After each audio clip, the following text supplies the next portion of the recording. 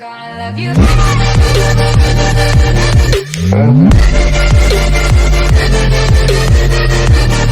I'm gonna love Okay ကျွန်တော်တို့ခုနရှေ့မှာမြင်ရတဲ့เนาะကျွန်တော်တို့ကျွန်တော်တို့เนาะ motion graphic အဲ့ဒီပုံစံမျိုးเนาะကျွန်တော်တို့ဒီမှာ line motion နဲ့ကျွန်တော်တို့ဘယ်လိုလုပ်ရမလဲဆိုတာအခုကျွန်တော်အဲ့ဒါလေးလုပ်ပြမယ်ပေါ့เนาะ Okay အဲ့ဒါလေးဒီမှာเนาะအဲ့ဒါလေးလုံးမပြခင်မှာလဲကျွန်တော်စီမှာသင်တန်းရှိရပေါ့เนาะကျွန်တော်သင်တန်းမှာ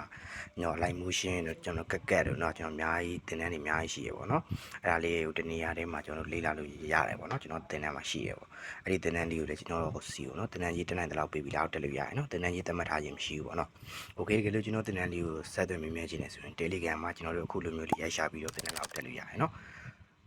Telegram မှာမဟုတ်ဘဲနဲ့ TikTok မှာလည်းဒီ TikTok ပိုင်းကိုလေးကနေတစ်စင်းနဲ့ကျွန်တော်စီကိုသင်တန်းလာကိုဆက်သွယ်မြင်မြင်ပြီးတက်လို့ရတယ်ပေါ့เนาะ Okay အဲ့ဒါကျွန်တော်တို့တင်စမယ်ပေါ့เนาะစမယ်ဆိုကျွန်တော်တို့ဒီမှာเนาะ9ဆို16နဲ့လုပ်မယ်เนาะပြီးရင်1080ပြီး6နဲ့ဒီမှာ30ပြီးရင်เนาะ60ပြီးပြောင်းလိုက်မယ်เนาะ Okay ပြီးရင်ကျွန်တော်တို့ background black ပဲထားလိုက်မယ်เนาะထားပြီးတော့ create project ကိုနှိပ်လိုက်မယ်เนาะဝင်နှိပ်ပြီးတော့ကျွန်တော်ဒီမှာအပေါင်းလေးနေမယ်เนาะအပေါင်းလေးနေမယ်မီဒီယာเนาะဒီမီဒီယာထဲသွားမယ်သွားပြီးတော့ကျွန်တော်ပုံလေးတစ်ပုံယူလိုက်မယ်ပေါ့เนาะတကယ်လို့ပုံကအပြည့်မဖြစ်ရင်ကျွန်တော်တို့အဆက်30နေပြီးကျွန်တော်တို့ stress accommodation area เนาะအဲ့ဒါဒီနေလိုက်ရတယ်ပေါ့เนาะအဲ့ပြီးဖြစ်သွားမယ်เนาะ Okay အဲ့မှာပြီးဖြစ်သွားမယ်ဆိုကျွန်တော်တို့ဒီမှာအပေါင်းလေးနေမယ်ပေါ့เนาะကျွန်တော်အပေါင်းလေးနေမယ်ဆိုဒီမှာစာကိတ်လေးရှိတယ်ဒါလေးတွေ shade လေးတွေပေါ့เนาะဒီဥစ္စာလေး shade လေးကြိုက်တဲ့အားလေးသုံးရတယ်ပေါ့เนาะခုဒီမှာကျွန်တော်စဝိုင်းနေเนาะဒီစဝိုင်းလေးထောက်လိုက်မယ်ထောက်ပြီးတော့ကျွန်တော်တို့ move transfer ကိုနေမယ်နေပြီးတော့ကျွန်တော်တို့ဒီမှာဒီတတိယမြောက်ကเนาะဒါလေးအဲ့တတိယမြောက်ကဒါလေးကိုနေပြီးတော့ဒါလေးကိုကျွန်တော်နည်းနည်းချဲလိုက်မယ်နော်ကိုလိုချင်းတော့ချဲလိုက်မယ်ဝေးချဲပြီးတော့ကျွန်တော်သူ့မျက်နှာမှာဖုံးလိုက်မယ်ပေါ့နော်ဝေးတန်းလေးဖုံးလိုက်မယ်ပေါ့နော်အပေါ်ကဒါလေးနဲ့ဒီရွှေ့ပြီးဖုံးလိုက်မယ်နော်ဝေးတန်းလေးဖုံးလိုက်မယ်ဖုံးပြီးတော့ကျွန်တော်ဒီမဲ့ဘာလုပ်မလဲဆိုကျွန်တော်ဒီမဲ့ဟောဒီမဲ့ဒီမဲ့နော်အဲ့မျက်လုံးလေးရှိရပေါ့နော်အဲ့မျက်လုံးလေးပြီးကိုကျွန်တော်ဒါလေးလက်လေးနဲ့ဖိမယ်နော်โอเคအောက်ကပုံလေးလက်လေးနဲ့ဖိမယ်ဖိပြီးတော့ကျွန်တော်တို့ကဒီမဲ့အိုးပေါ်မှာနော်အစိမ်းရောင်တန်းလေးရှိအဲ့စိမ်းရောင်တန်းဂရု3ခုရှိရပေါ့နော်ဒီဂရု3ခုရှိတယ်အဲ့ဂရု3ခုမှာကျွန်တော်ဒုတိယမြောက်ကဂရုလေးကိုနှိပ်လိုက်မယ်ပေါ့နော်ဝင်းနေအတိုင်းဖြစ်သွားမှာပေါ့နော်ဝေဖြစ်ပြီးတော့ကျွန်တော်တို့ကဒီမှာ background လေးက main နေတယ်ကျွန်တော်တို့အပေါင်းလေးနေမယ်နော်ပြီးရင်ကျွန်တော်တို့ဒီမှာဒီတတိယမြောက်ကဒီနော်တတိယတန်းဒီ3ခုမြောက်ကဒါလေးပထမဆုံးဟာလေးကိုကျွန်တော်နေလိုက်မယ်နော်โอเคနေပြီးတော့အဆက်30နေခုနပြောသလိုဒီမှာဒါလေးကိုအပြည့်နေလိုက်မယ်နော်အဲ့ဒါလေးနေလိုက်အပြည့်ဖြစ်သွားမယ်နော်โอเคဖြစ်ပြီးတော့ကျွန်တော်တို့ color ပြောင်းမယ်နော်ဒီ color ရဲ့ free တွေကိုသွားမယ်သွားပြီးတော့ကျွန်တော်ဒီမှာဒါလေးရှိရပါတော့ဒီမှာဒါလေးအဲ့ဒါလေးနဲ့ကျွန်တော်တို့ဒီမှာပုံစံမျိုးတွေလောက်လို့ရအောင်နော်ဒီတိုင်းလေးလောက်လိုက်ပေါ့နော်အဲ့ဒါနေအတန်လေးကိုဒီတိုင်းလေးဆွဲလိုက်မယ်နော်ကိုကြိုက်တဲ့ပုံစံမျိုးโอเคပြီးရင်တော့အယောင်လေးတွေထည့်မယ်ဒီဖြူရောင်လေးမှာကျွန်တော်တို့ကဒီရောင်လေးဘယ်ရောင်လေးထည့်ပန်းရောင်လေးထည့်လိုက်မယ်နော်ပန်းရောင်လေးထည့်မယ်ဒီဘက်နော်ဘယ်ဘက်ကအနဲ့ရောင်မှာကျွန်တော်တို့ကဒီရောင်လေးထည့်မယ်နော်အဲ့လိုပုံစံလေးရတယ်ဖြူလေးတွေထည့်လိုက်မယ်အဲ့ဒါနေဖြစ်သွားမယ်ပေါ့နော်ဖြူလေးထားလိုက်မယ်ထားပြီးတော့ကျွန်တော်တို့ပြန်ထွက်မယ်ပြန်ထွက်ပြီးတော့ကျွန်တော်တို့ဒီမှာဒီဥစ္စာပေါ့နော်ကျွန်တော်တို့ဒီမှာဒါလေးကိုဒီလိုလေးဖိရနော်ဖိပြီးတော့ကျွန်တော်တို့အပေါ်ဒီလိုလေးဆွဲချလိုက်မယ်နော်ဆွဲလိုက်မယ်အဲ့ဒါနေဖြစ်သွားမယ်ဝေးဖြစ်ပြီးတော့ကျွန်တော် glue ကမတ်ထဲကိုသွားပြီးတော့ဒီမှာ edit glue ရှိရနော် okay edit glue ကိုနှိပ်မယ်နှိပ်ပြီးတော့ကျွန်တော်စာကေကိုထောက်မယ်နော်ဒီစဝိုင်းလေးရှိရနော်ဒီမှာဒါလေးအဲ့ဒါလေးထောက်လိုက်နော်ထောက်ပြီးတော့ကျွန်တော်ဒါလေး key ပင်ချလိုက်မယ်ဒါလေးကိုကျွန်တော်တို့ကဒါလေးကိုချဲလိုက်မယ်ပေါ့နော်ဒါလေးကိုကျွန်တော်တို့ချဲလိုက်မယ်ကျွန်တော်လူရင်းတော့ချဲလိုက်မယ်နော်ချဲပြီးတော့လေလောက်ကိုသွားမယ်သွားပြီးတော့ကျွန်တော် key ပင်ချပြီးဒါလေးကိုခုနကငကိုတိုင်းပြန်ထားလိုက်မယ်ပေါ့နော်ကျွန်တော်ငကိုတိုင်းပြန်ထားလိုက်မယ်ပေါ့နော်ငကိုတိုင်းပြန်လျှော်လိုက်မယ်ပေါ့နော် okay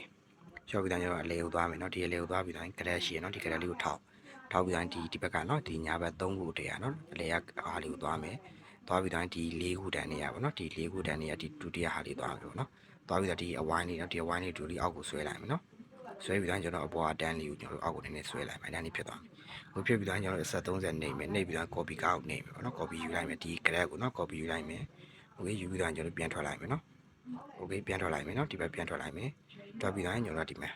အဲ့ဒါလေးဖြစ်သွားမယ်ကျွန်တော်ဒီအပေါ်က glue ရှိရနော်အဲ့ glue ကိုလည်းကျွန်တော်တို့ဒီရှိနေနေသွားပြီးတော့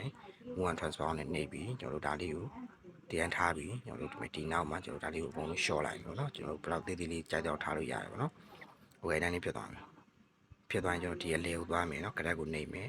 ဒီအဆက်30နှိပ်ပြီးကျွန်တော်တို့ကဒီမှာ peak နော်ဒီမှာနော်ခုန copy ရတဲ့ကရက်ကိုကျွန်တော်တို့နှိပ်လိုက်အောင်မယ်โอเคအဲ့ဒါလေးဖြစ်သွားမယ်နော်ဖြစ်သွားမယ်အဲ့ဒါကြည့်မယ်နော်โอเคအဲ့ဒါလေးစဝါနီးတရားလေးဖြစ်သွားမယ်ပေါ့နော်အဲ့ဒါလေးဖြစ်သွားပြီဆိုကျွန်တော်တို့ဒီမဲ့ဒီဥစ္စာလေးကိုထောက်ပြီးတော့ effect ကိုနေကျွန်တော်တို့ဒီမဲ့ motion blur เนาะဒီ effect လေးเนาะအဲ့ဒီ effect လေးကိုနေလိုက်မယ် standard နေလိုက်မယ်เนาะနေပြီးတော့ကျွန်တော်တို့ဒီ motion blur မှာတရားလေးကိုနည်းနည်းလောက်ဒါလေးကို60လောက်ထားလိုက်မယ်เนาะ60လောက်ထားလိုက်မယ်เนาะโอเคထားပြီးတော့ဒါလေးကိုလည်းကျွန်တော်တို့ copy ယူလိုက်မယ်เนาะ copy effect ယူလိုက်မယ်โอเคယူပြီးတော့ ဒီကတူတွေကိုပြန်ထောက်ပြီးတော့အဲ့ဒီကတူကိုနှိပ်ပြီးတော့ဒီရဲ့ဘောကစကေနော်အဲ့ဒါလေးကိုအဖက်ပြန်ထည့်ပြီး30နေဒီမှာ PF ကိုနှိပ်လိုက်အောင်မယ်နော်โอเคဒီလို smooth ဖြစ်သွားပြီပေါ့နော်အဲ့ဒါလေးဖြစ်သွားကျွန်တော်ပြီးရင်ဒီတိုင်းလေးမှာကျွန်တော်မလိုချင်ဘူးဆိုရင်ကျွန်တော်ဒီမှာ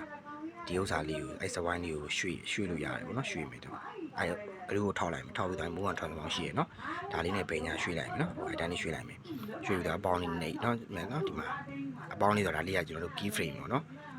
โอเคဒါလေး key frame အဲ့ဒါလေးနှိပ်ပြီးတော့နောက်ကိုနေသွားမယ်သွားပြီးတော့ key frame နှိပ်ပြီးကျွန်တော်တို့ဘေးနားဆွဲမလားအောက်ဆွဲမလားကျွန်တော်ဘေးနားဆွဲမယ်ကျွန်တော်ဒီနားနောက်ဆွဲလိုက်မယ်နော်ဆွဲပြီးတော့ခုနကရက်ကိုလည်းအဲ့တိုင်းလေးကျွန်တော်တို့ကအကုန်လုံးဒါလေးအဲ့တိုင်းလုပ်လိုက်မယ်နော်ကြည့်မယ်နော်โอเคဒါလေးကဟိုဘက်ဒီရောက်လုံးနေဆိုရင်ကျွန်တော်တို့ဒီမှာဒီပေါ်နည်းနည်းဆွဲလိုက်မယ်အောက်ဒီမရောက်နဲ့ပေါ့နော်โอเคအဲ့တိုင်းလေးလာရနော်โอเคဒီဥစ္စာကျွန်တော်ဒါလေးလုပ်ပြရတယ်ပေါ့နော်ကျွန်တော်ဒီ align motion เนาะကျွန်တော်တို့က align motion မှာကျွန်တော်အရင်ကကျွန်တော်လုပ်တဲ့ edit ပုံစံမျိုးတွေရှိရပေါ့နော်ဒါကတော့ကျွန်တော်က motion graphic ပုံစံမျိုးတွေကျွန်တော်လုပ်ပြတာပေါ့နော်အဲ motion graphic ကလည်းကျွန်တော်သင်တန်းလေးရှိရပေါ့နော်အဲ့ဒီသင်တန်းလေးကိုလည်းကျွန်တော်တို့သင်တန်းကြီးကိုတက်နိုင်တဲ့လောက်ပဲပြီးခိုင်းနေပေါ့နော်ကျွန်တော်သင်တန်းကြီးသတ်မှတ်ထားတာတော့မရှိဘူးပေါ့နော်ဆိုတော့တုံးနှုံးလူစင်ပြအောင်တော့ကျွန်တော်လုပ်ပြတာပေါ့နော်တက်နိုင်တဲ့လောက်ပဲသင်တန်းကြီးလေးပြီးပြီးလောက်တက်လို့ရရင်နော်ကျွန်တော်သင်တန်းမှာဘယ်လိုသင်ပြရဲဆိုရင်ကျွန်တော်ခုဒီမှာဒီလိုပြထားတဲ့ဗီဒီယိုတိုင်းလေးတွေကျွန်တော်ကတော့တခါတည်းသင်ပြပေးထားတယ်ပေါ့နော်အဲ့တိုင်းလေးတွေလေ့လာအောင်မယ်ပေါ့နော်โอเคကျေးဇူးပါလို့ကျွန်တော်နောက်ဗီဒီယိုမှာပြန်လည်တွေ့မယ်နော်အားလုံးပဲတက်တာဘိုင်ဘိုင်